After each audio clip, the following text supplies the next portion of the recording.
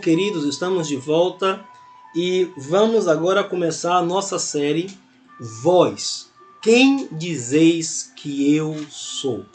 Esse tema se baseia num texto sagrado lá em Mateus capítulo 16, do 13 ao 17, que aponta para um momento de indagação de Jesus e seus discípulos.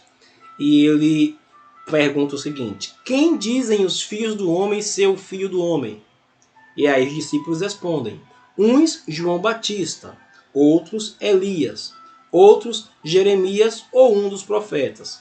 Então o Senhor Jesus insistiu na pergunta: e vós, quem dizeis que eu sou? Então, a grande questão é que, quando eu falo em Jesus, nós temos várias opiniões acerca de Jesus. Cada crença tem a sua opinião. E a grande questão é: o que a Bíblia fala acerca de Jesus? Quem é Jesus à luz das Escrituras Sagradas? E por que nós damos crédito à Bíblia? Por que nós damos crédito nas Escrituras Sagradas como fonte única para apresentar Jesus às nossas vidas?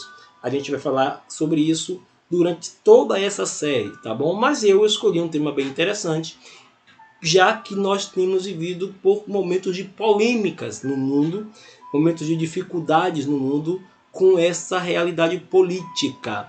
A política no mundo tem sido um problema muito sério, né? Mas a pergunta clássica é: Jesus seria de direita ou de esquerda?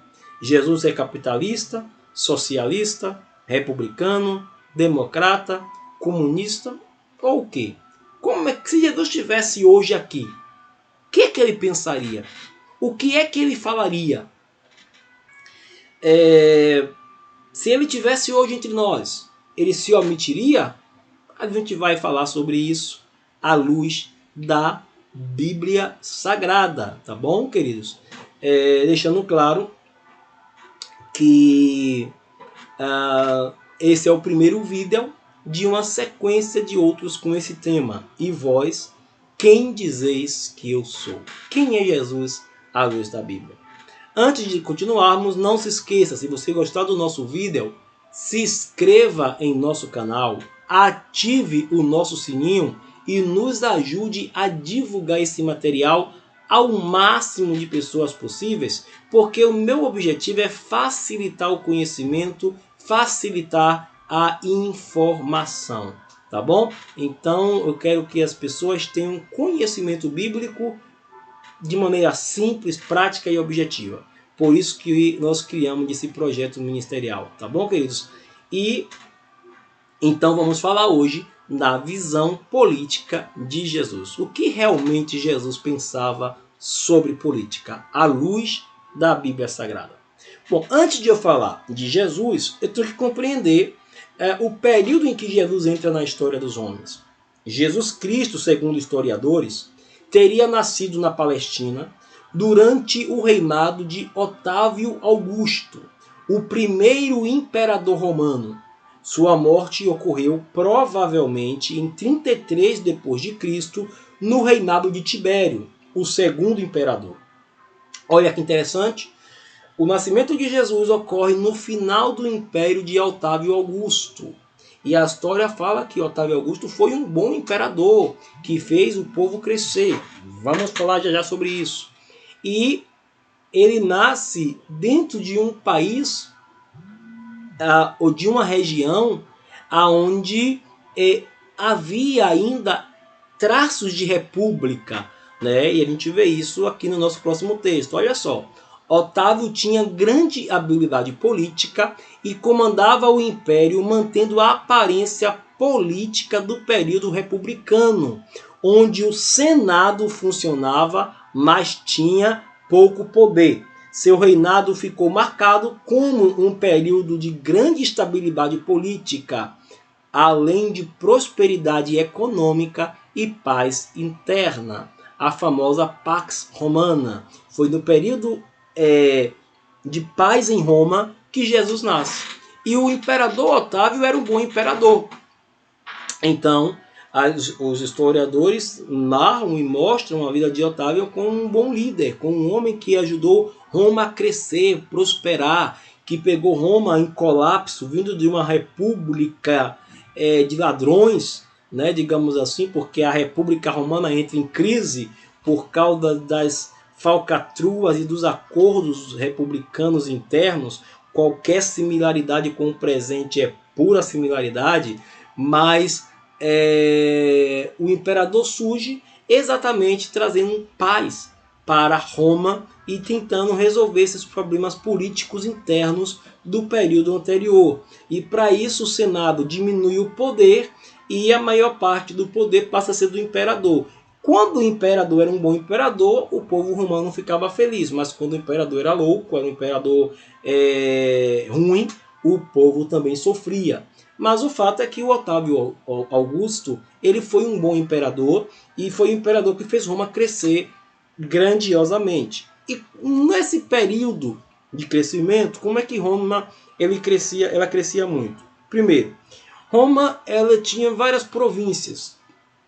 Ela conquistava vários locais e cada local conquistado se tornava uma província de Roma. Então eles tinham dentro de cada província representantes diretos do imperador que ajudava na administração das cidades. Depois, Roma vivia do comércio. A grande riqueza de Roma vinha do comércio. Roma ele escravizava os povos conquistados. E aí já está um diferencial. Por quê? Porque enquanto Roma estava em paz, estava tudo muito bem, havia ali uma harmonia, até um certo acordo entre alguns povos escravizados e o Império Romano, para que houvesse harmonia entre Roma e esses povos escravizados. E aí, entre esses povos, nós temos o povo de Israel, que nesse período também era escravo de Roma. Tendo em vista que, sendo um povo escravo, Israel tinha que obedecer algumas regras, tinha que cumprir algumas obrigações, dentre ele o pagamento de imposto, que às vezes poderia ser cobrado de maneira alta, mas traria para o povo algumas recompensas, como por exemplo segurança, né? E algumas outras questões que ajudava a população de Israel naquele momento. Então é bom deixar claro que a escravidão de Israel por Roma não tem muito a ver com a escravidão do Egito. No Egito, Israel sofria muito. Em Roma, houve um acordo, digamos assim, de escravidão, onde Israel, seguindo certas regras, ele também poderia ter uma vida tranquila. No entanto, nesse período, Israel estava cansado também de ser escravo e havia muitos judeus revoltados com o domínio romano e queria destruir o Império Romano lutando pela sua própria liberdade. Então nós temos dentro de Israel grupos que queriam lutar pela sua liberdade. Roma era uma cidade politeísta, era uma nação, era um estado politeísta. Né? Então ele permitia a crença em vários deuses. Roma nunca teve dificuldade com religião. No entanto, Roma tratava os seus imperadores como semideuses. Né? Então as religiões monoteístas tinham uma certa dificuldade de servir em Roma, porque as religiões monoteístas não aceitavam tratar o imperador como Deus. E isso era algum problema dentro do conceito romano, porque ela era politeísta, permitia várias crenças, mas ela também considerava o seu imperador um semideus e acabava tendo que venerar esse imperador em seus discursos. Né? E aí as religiões monoteístas, como o judaísmo, tinham dificuldade. O imperador ele tinha um cargo vitalício, valia enquanto ele estivesse vivo. Então não se mudava de imperador. O imperador era um cargo vitalício. E a extensão, o crescimento de Roma, ele era obtido por conquistas ou golpes militares. Bom, isso aqui é o quadro geral de Roma. E nesse sentido, nós agora vamos falar de Jesus, porque a partir de entender esse conhecimento da onde Jesus nasce no Império Romano, num período que ainda havia um pouquinho de república, com um Senado mais enfraquecido, mas que de certa forma tinha sua utilidade, né?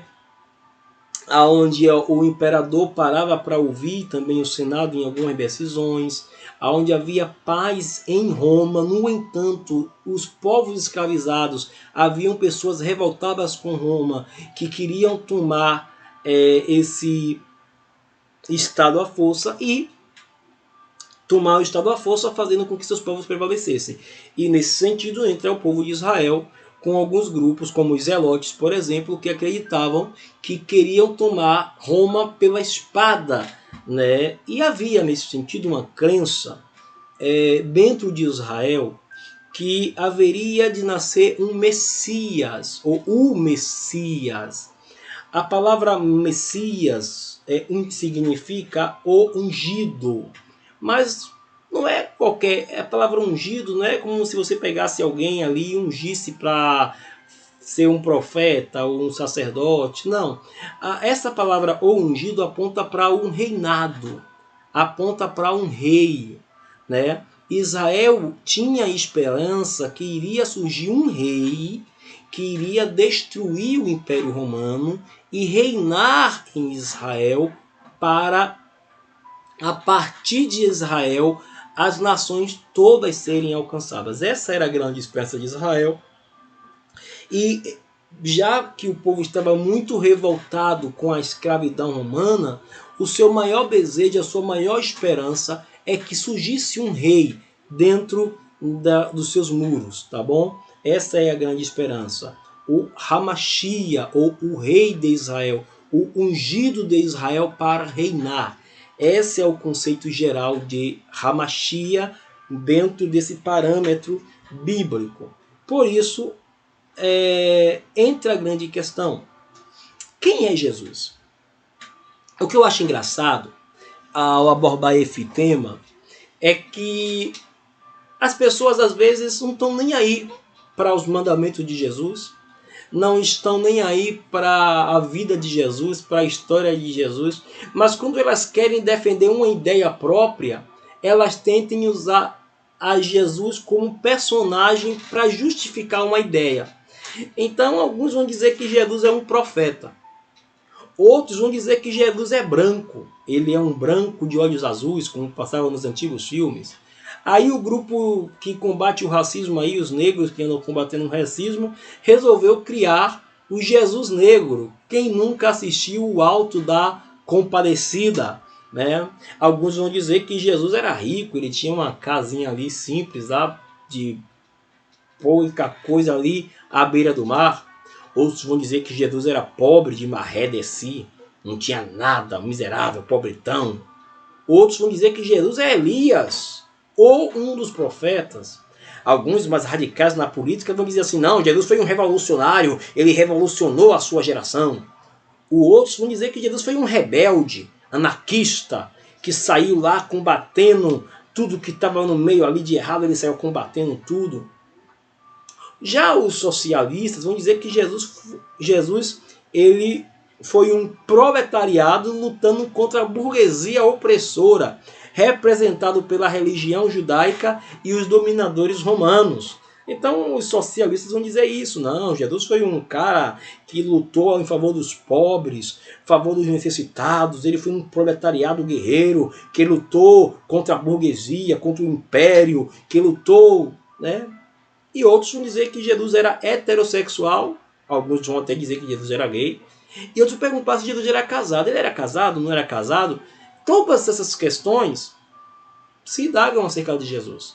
Por isso que a grande pergunta é: e vós, quem dizeis que eu sou? Tá bom? E é a partir dessa pergunta que vamos para a Bíblia. E a Bíblia responde de maneira simples. Jesus era branco ou negro? Aqui está a primeira resposta. Quem era Jesus? Um judeu. É impressionante como hoje as pessoas falam tanto em Jesus e esquecem a sua nacionalidade. Se eu quero te conhecer, eu só vou te conhecer se eu conhecer a sua nacionalidade. Você é o quê? Você é brasileiro? Você é americano? Você é chinês? Alemão? Você é de que nação? Quem é você? Você é soteropolitano? Você é paulista? Carioca? Então quem é você? Qual a sua nacionalidade? Qual a sua região em que você nasceu? Então quando eu falo em Jesus, eu tenho que entender primeiro que ele era judeu. Então, se ele era um judeu, qual é a sua aparência? Ele era branco? Não. Ele era negro? Também não. Jesus ele era semelhante a um homem da Palestina em sua época. Alguma coisa intermediária entre o branco e o negro, né? Hoje em dia dizem que quem não é branco é negro, mas não é bem assim, né? Jesus era uma pessoa com uma pele não tão clara, mas não também tão escura como os negros lindos, né, lá da África, aqueles negros de verdade. Não. Jesus era um judeu que tinha a pigmentação da sua pele de acordo com os homens da Palestina na sua época, uma pele morena, mais ou menos, né? A sua visão política era a monarquia. Jesus fala de monarquia. Ele não é capitalista, ele não é socialista, ele não é republicano, não. Jesus é monarca. Ele é um monarca. Por quê? Porque a sua função política é rei. Jesus é um rei. Jesus nasceu rei, morreu rei, ressuscitou rei e voltará como o rei dos reis. E eu vou lhe provar isso à luz da Bíblia. Vamos ver? Primeiro, Jesus era anarquista? Não, ele não era anarquista. Ele não veio à toa. Em Mateus 5, 17 a 18, diz assim: Não penseis que eu tenha vindo destruir a lei ou os profetas. Não os vim destruir, mas cumpri-los. Portanto, em verdade vos digo que o céu e a terra não passarão, sem que tudo que se acha na lei esteja perfeitamente cumprido, enquanto reste um único iota e um único ponto.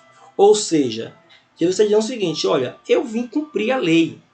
Logo, ele não era anarquista, porque o anarquista ele é contra a lei, ele é contra a ordem, ele é contra tudo que está organizado. Então, o anarquista é o rebelde na sociedade. Jesus não foi um anarquista, ele foi alguém que veio cumprir uma lei, ele veio obedecer em tudo, e ele veio obedecer a lei de seu pai, e ele chama Deus de seu pai, tá bom? Então, vamos começar a construção a partir daqui. Jesus não era anarquista, por quê? Porque ele veio cumprir a lei. E ele disse mais: até que o céu e a terra passem, não vai passar o mínimo traço da lei, até que tudo seja cumprido. Iota é algo que nós encontramos lá na letra hebraica, né? Mas em algumas versões tem vírgula, né? Então, a ideia é que toda a lei vai ser cumprida cabalmente, nada vai ficar sem ser cumprido. E ele veio cumprir essa lei em sua vida. Então Jesus não era anarquista, ele foi um cumpridor da lei, um observador da lei, e mais do que observador, ele foi um praticante da lei, tá certo? Nos próximos vídeos eu vou explicar isso melhor, tá bom, gente? Mas vamos entender agora a visão política de Jesus. Bom, para iniciar, eu preciso entender que Jesus ele não é um homem normal. Jesus não é um ser humano que nasce como a maioria de nós. Jesus ele é o verbo de Deus. João vai dizer: no princípio era o verbo estava com Deus e o verbo era Deus. Então Jesus já existia no plano da eternidade com Deus. E lá no plano da eternidade, Deus já preparou o dia do seu nascimento. E por isso na Bíblia, no Antigo Testamento, existe vários relatos acerca do nascimento de Jesus. E um desses relatos está registrado em Isaías capítulo 9, versículo 6. E olha o que o texto diz: um filho se nos deu. Ou seja, o filho é dado. E o principado, essa palavra principado fala de governo. está sobre os seus ombros, e se chamará o seu nome: Maravilhoso, Conselheiro, Deus Forte, Pai da Eternidade. Olha a expressão aí, Príncipe da Paz. Olha, quem é o príncipe? O príncipe é o filho de um rei. Então Jesus já é profetizado no Antigo Testamento como rei, como príncipe que vai surgir, né? E alguém que vai ter um governo sobre a sua vida, sobre a sua história. Então, a profecia acerca de Jesus aponta para o reinado. Aí nós vemos então o seu nascimento. No nascimento de Jesus, havia uns homens muito inteligentes, chamados magos, mas na verdade eles eram astrólogos, eles eram cientistas que estudavam os astros. E esses homens eram reis de pequenas regiões, e esses reis viram uma estrela no céu, e ao ver a estrela no céu, eles perceberam que aquela estrela marcava um acontecimento histórico na história da humanidade, e que aquela estrela estaria apontando exatamente para o nascimento de uma criança especial que nasceu para reinar. E a Bíblia diz que esses reis então saíram das suas regiões cheios de presentes. Eles carregavam ouro, incenso e mirra. A Bíblia não diz quantos reis foram. Alguns tradicionais na igreja, alguns crentes na tradição da igreja, acreditam que eram 3 reis.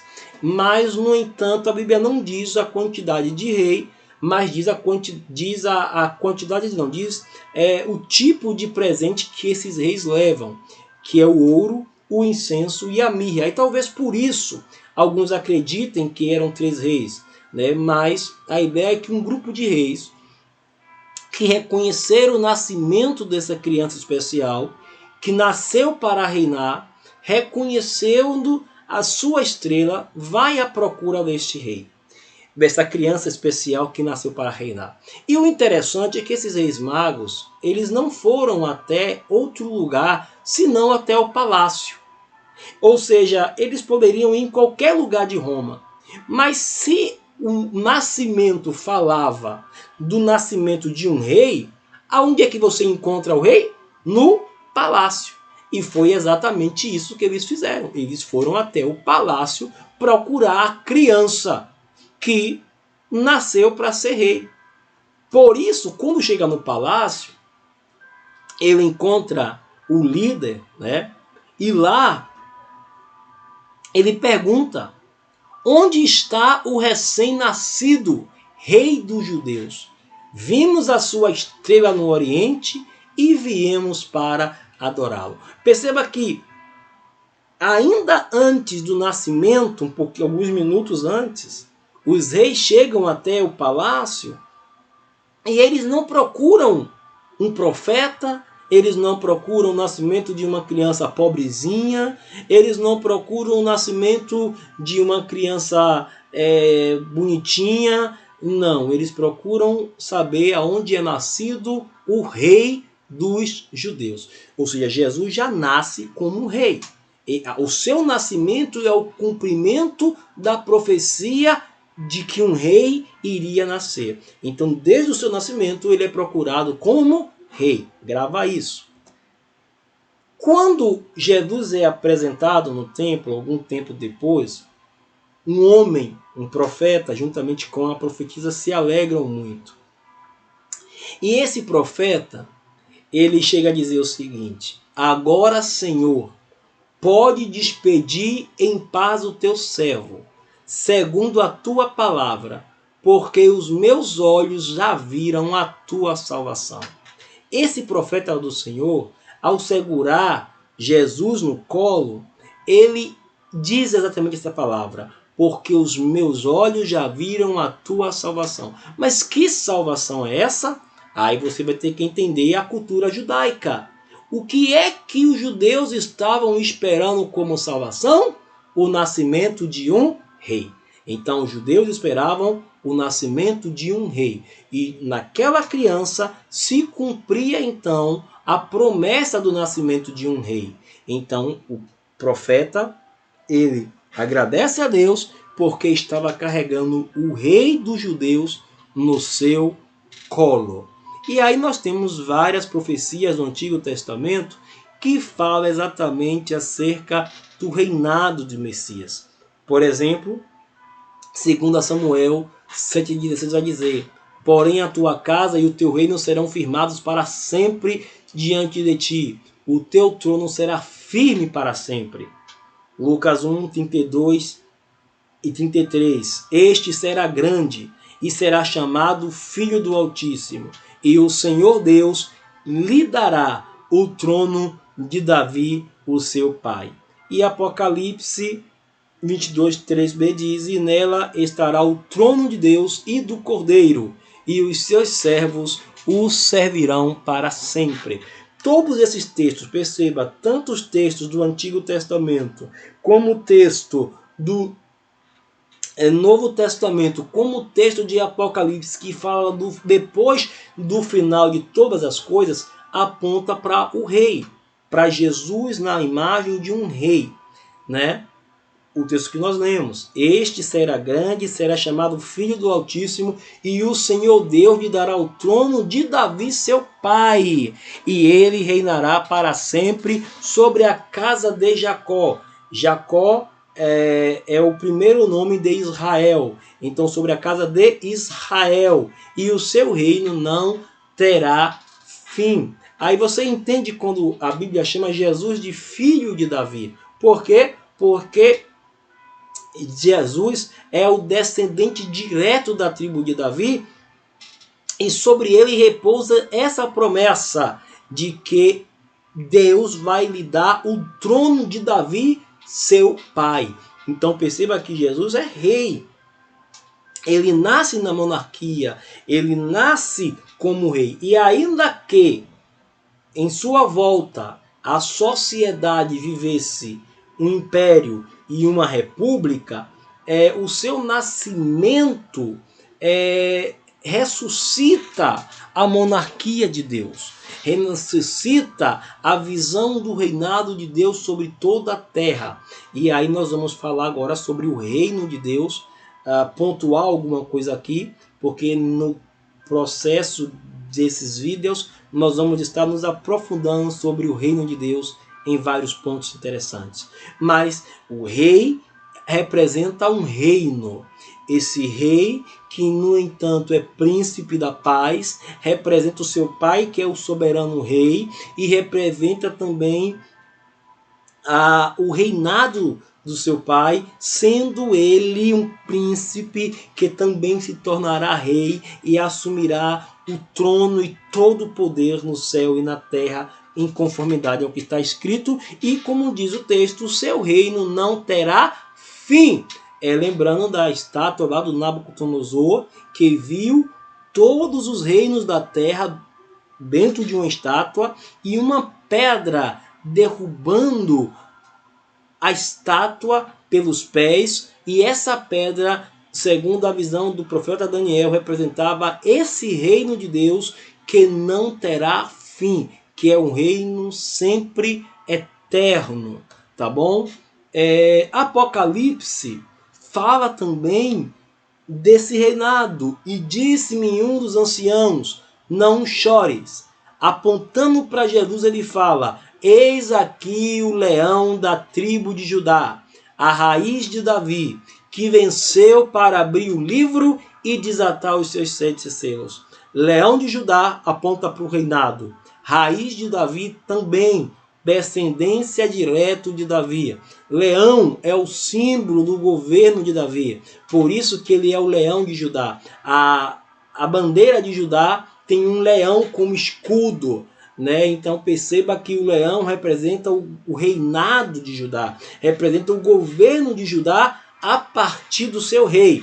E esse que herda o reinado é Jesus, é Yeshua. Ele recebe o reinado de Judá.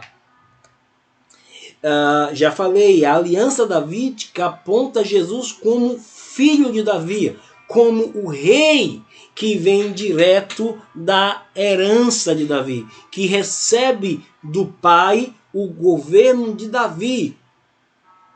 Então Jesus é o último rei da linhagem de Davi, que reinará e que já reina no mundo espiritual para todo sempre.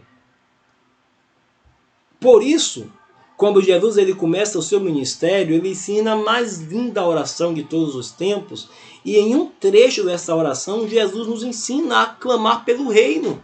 Ele diz: venha o teu reino, seja feita a tua vontade, assim na terra como no céu. Ora, é um reino que vem sobre nós, é um reino que vem sobre a terra, sobre pessoas na terra. E esse reino já tem um rei. Quem é o rei na terra? Jesus Cristo, o Machia, o Messias, aquele ungido para ser rei. O ungido de Deus para ser rei. Assim como foi Davi, o seu pai, o seu principal descendente, o principal rei de Israel.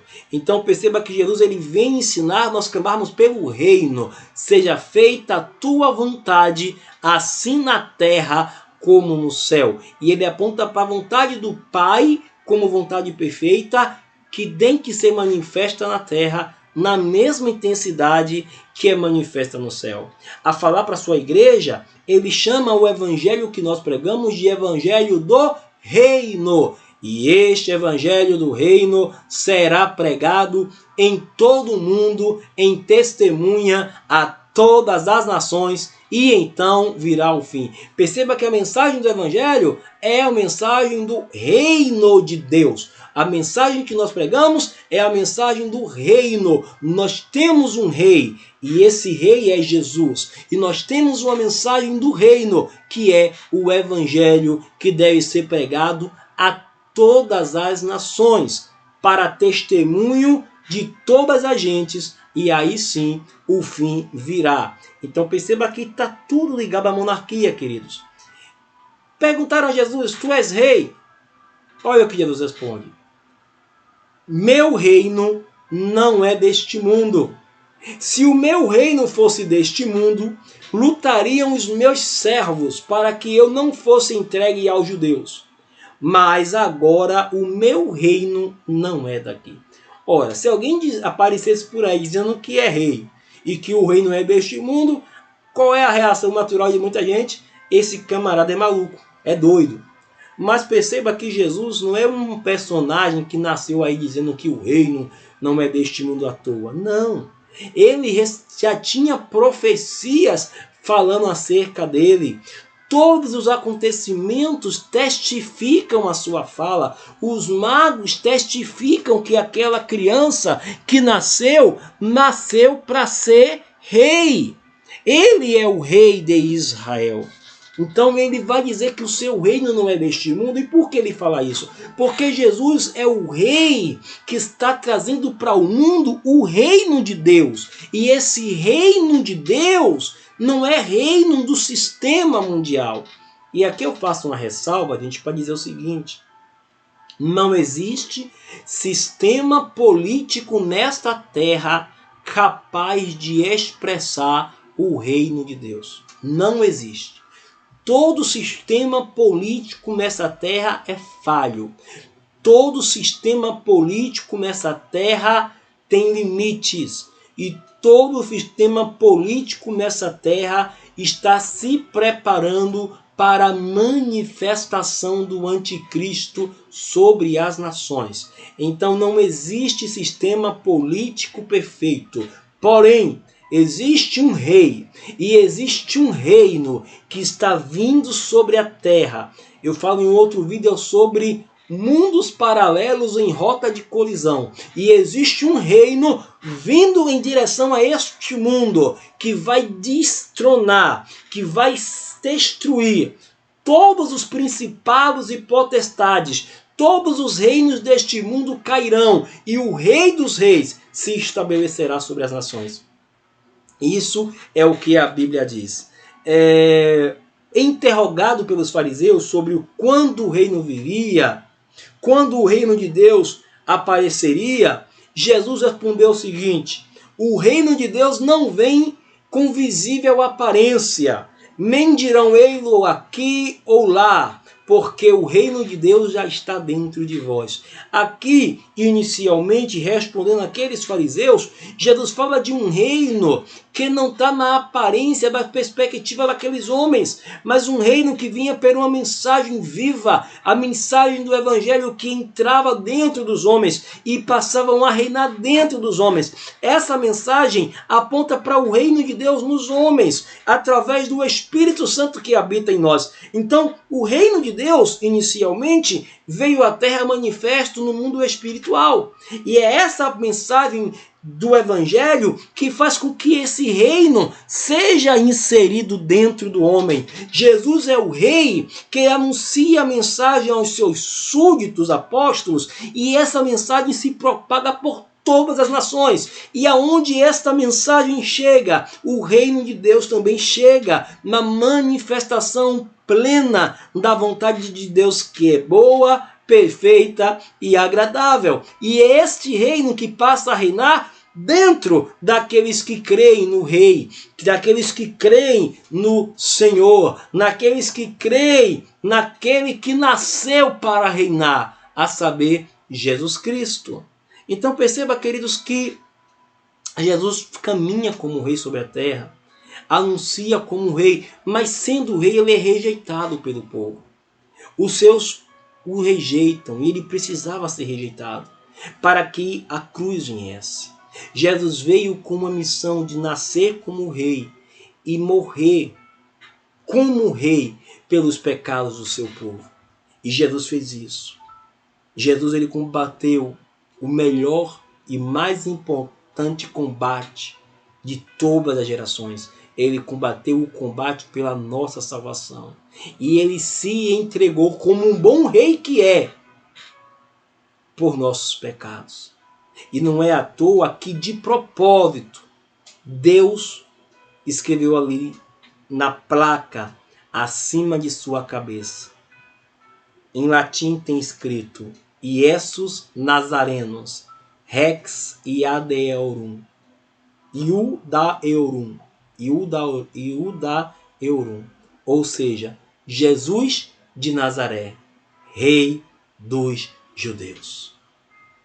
Jesus nasceu para ser rei e como rei ele morreu. E isso é testificado em uma placa dizendo Iesus Nazarenos Rex Iudaeorum. Ou seja, Jesus de Nazaré, Rei dos Judeus. Se a história acabasse aqui, alguém diria: esse rei é um rei fracassado. O rei dos escravos, o rei dos pobres. Mas não acabou aqui. A Bíblia diz que ele ao terceiro dia ressuscitou e venceu a morte. Aleluia. Venceu o inferno, venceu o mal, venceu as trevas, venceu o pecado. Ele ressuscitou ao terceiro dia e as pessoas o veem. E entre a sua ressurreição e a sua ascensão aos céus, e aí entra uma grande verdade espiritual: Jesus não está morto, Jesus vive e reina para sempre. Os seus discípulos perguntam a ele claramente: Mestre, reconhecemos que tu és o rei, mas quando, Senhor, restaurarás tu, neste tempo, o reino de Israel? Percebam que a expectativa daqueles homens era uma restauração do reino de Israel, porque a profecia dizia que o rei que viesse de Israel iria restaurar o reino de Israel como nação. E a resposta de Jesus não foi: eu nunca vou restaurar, ou a restauração é espiritual. Não. A resposta de Jesus, registrado em Atos 1, versículo 7, foi: não vos pertence saber os tempos ou as estações que o Pai estabeleceu pelo seu próprio poder. E essa resposta é confirmada por Paulo lá em Timóteo. 1 Timóteo 6, 13 a 16. Olha o que Paulo escreve: mando-te diante de Deus, que todas as coisas vivifica, e de Cristo Jesus, que diante de Pôncio Pilatos deu testemunho de boa confissão, que guardes este mandamento sem mácula e repreensão, até a aparição de nosso Senhor Jesus Cristo, ao qual, a seu tempo, mostrará o bem-aventurado e único poderoso Senhor, Rei dos reis e Senhor dos senhores, aquele que tem ele só a imortalidade e habita na luz inacessível, a quem nenhum dos homens viu, nem pode ver, ao qual seja honra e poder sempre eterno. Amém. Aleluia. Ou seja, Paulo está dizendo, Jesus, ele vai vir e ele vai mostrar o tempo. Ele vai mostrar no seu tempo certo o único poderoso Senhor, que é Rei dos reis e Senhor dos senhores. E ele vai restaurar todas as coisas que precisam ser restauradas. Então perceba que na mensagem do Mashiach o reinado está. Na mensagem dos apóstolos o reinado está presente, apontando Jesus para sempre como Rei eterno. E aqui eu leio Apocalipse 19, 12 e 16, praticamente na conclusão de todas as coisas. João vê Yeshua, vê Jesus com a mais linda imagem que nós podemos ver. E os seus olhos eram como chama de fogo. E sobre a sua cabeça havia muitos diademas. E tinha um nome escrito que ninguém sabia, senão ele mesmo. E estava vestido de veste tingida em sangue. E o seu nome, pelo que se chama, é a palavra de Deus, o Logos, o Verbo. E seguiram-no o exército do céu, em cavalos brancos, e vestido de linho fino, branco e puro. E da sua boca saía uma aguda espada para ferir com ela as nações. E ele, olha que interessante, o texto diz que da sua boca sairia uma espada para ferir as nações. Mas o texto continua dizendo que ele as regerá com vara de ferro. E ele mesmo é o que pisa o lagar do vinho do furor da ira do Deus Todo-Poderoso. E no manto da sua coxa, e no manto que está vestindo, e na sua coxa tem escrito este nome, aleluia, Rei dos reis e Senhor dos senhores. Jesus é o supremo rei. Jesus é o rei do universo. Jesus é o rei das nações. Em um cântico tão lindo de Apocalipse, está relatado esse hino. Ó Rei das nações, quem não temerá e não glorificará o teu nome? Quem não te engrandecerá? Quem não te exaltará? Porque somente o teu nome é santo. Jesus é o Rei dos reis, queridos. Essa imagem aí, eu quero que você guarde. A imagem daquele que vem montado, e na sua capa e na sua coxa está lá escrito Rei dos reis e Senhor dos senhores. Logo, ao contrário da república, da democracia, dos impérios, aonde cada qual tem a sua opinião, aonde as pessoas... Isso aquilo, gente. Desculpa não ter pedido antes. Mas aonde as pessoas